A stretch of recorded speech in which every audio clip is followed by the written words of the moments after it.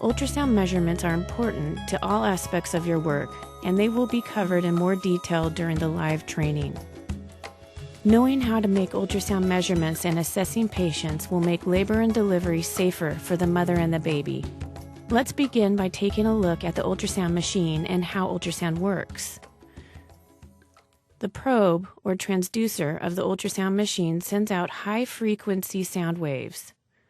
This is what produces an image on the ultrasound screen. The sound waves are beyond hearing range of the human ear and are completely safe. The sound waves we speak and hear are of a much lower frequency. It is important to know that ultrasound machines have been used in antenatal care for many, many years and have proven to do no harm to the baby or the mother. In addition to performing an ultrasound, you will also need to take good care of the ultrasound machine. This is essential for the machine to function properly. It includes making sure the transducer is well cared for. Is the probe surface clean? Is the cord out of the way so that it does not get pulled or tripped over? Also, make sure the machine is always plugged in to power while power is available. Check the memory on the ultrasound machine to make sure you will have enough storage to save your exams for the upcoming day. Before the patients arrive each day, you should make sure there is a clean sheet on the bed and that you have enough clean linens for the day. Also make sure to empty the garbage. Before you start your ultrasound, you must enter the patient's information into the ultrasound machine. This includes patient's name, age, LMP or last menstrual period, and patient ID number. It is common for the patient to not know the answer to some of these questions. This is okay. Simply leave the space blank and move on to the next question. So how's your pregnancy been going so far? Ask the patient how her pregnancy is going. Any pain or bleeding? What number pregnancy is this? Does she have any concerns about this pregnancy? At this point, it is important to tell the patient that you will not be able to tell her the gender of the baby. There are no exceptions to this rule.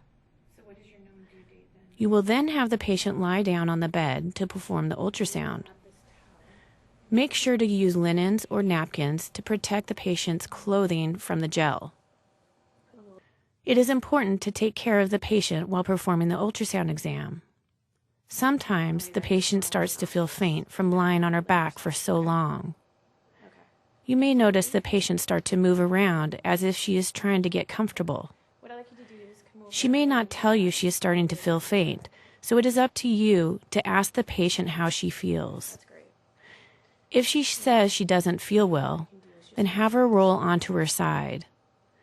This should make her feel better right away. And then You may continue to scan the patient while she is lying on her side. After a few minutes, you may have her lie on her back again so that you can complete the exam. Next, let's see how to start your robust ultrasound exam.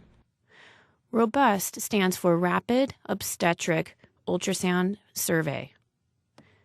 The robust scan is the first step in performing a screening ultrasound exam. just wanted to let you know up front. Before you begin, Do you have any questions? always make sure your patient is comfortable and explain the procedure and its safety. Joe? The robust scan is a simple but very important technique. With this technique, you can assess fetal position, placental location, and the number of fetuses quickly and clearly. Here you can see the robust technique being utilized. It includes 3 upward sweeps across the abdomen from bottom to top, followed by 3 sweeps across the abdomen from right to left. These sweeps across the abdomen will help you quickly determine the fetal position, the placental location, and if there is more than one fetus present. The gestational age and weight of the fetus are determined by 4 separate measurements. Together, these measurements are called the biometry. The biometry is made up of the BPD, or biparietal diameter, which is the head's diameter, the HC, or head circumference, the AC, or abdominal circumference, and the FL, or femur length. When you scan the fetus to measure the biometry, it is important to get the best picture you can before measuring. The time spent getting a good picture will increase the accuracy of your measurements. First, find a good place to measure the BPD and HC. Both can be measured in the same image.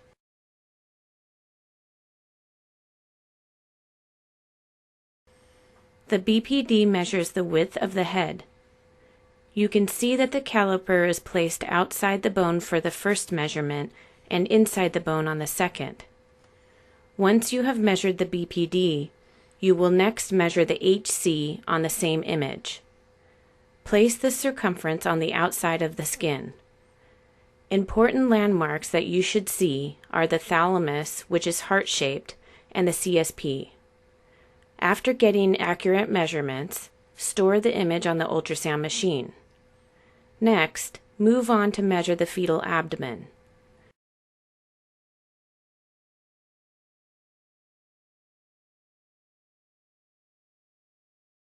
Important landmarks that you should see when measuring the AC are the umbilical vein and the stomach. Here, you can see that the circumference is on the outside of the skin. Once you have the best possible measurement of the abdomen, store the image. Finally, the femur is measured.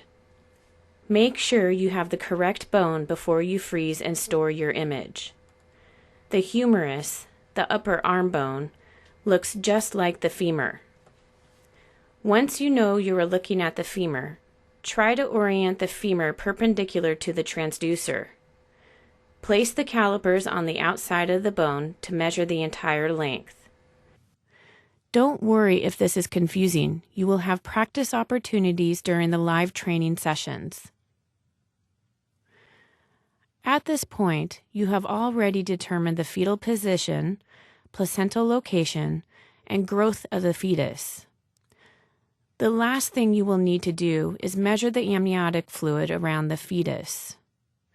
The AFI, or Amniotic Fluid Index, is a tool that will help you determine if the fetus is healthy or not. If the AFI is too low, you may need to send the patient to the hospital for care. Here are the 4 components or quadrants of the AFI being measured. The first is the left upper quadrant, or LUQ. Next, we will move to the left lower quadrant, LLQ. Third, the right upper quadrant, RUQ. And finally, the right lower quadrant, RLQ. It is important to always measure each quadrant in the same way. If you do not, then you will not get an accurate AFI. After you have measured each quadrant and saved each image on the ultrasound machine, you will see an AFI value automatically calculated. An AFI less than 8 centimeters can indicate problems. You will learn which problems you can follow locally and which problems you will need to refer to the local hospital. In this case, the AFI value is 11.8 centimeters. This is normal. You have now completed the ultrasound screening exam.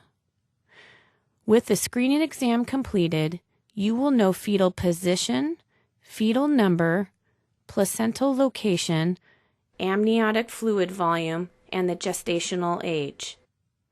We will spend much time in the course going over indications for hospital referral. Once you have completed your ultrasound, have the patient sit up. Next, you will need to record the patient's ultrasound results. After you have completed the patient's records, you should explain the results of the ultrasound. For instance, by knowing the placental location, you can tell if there is placenta previa or not. If there is, you should send the patient to the hospital for delivery. Also, you will know if the growth of the fetus is normal. After the patient leaves, you will need to complete the report. And last, clean up the transducer and straighten out the sheet on the bed for the next patient. This video is a short overview of the ultrasound training. We understand OB ultrasounds may be new to you.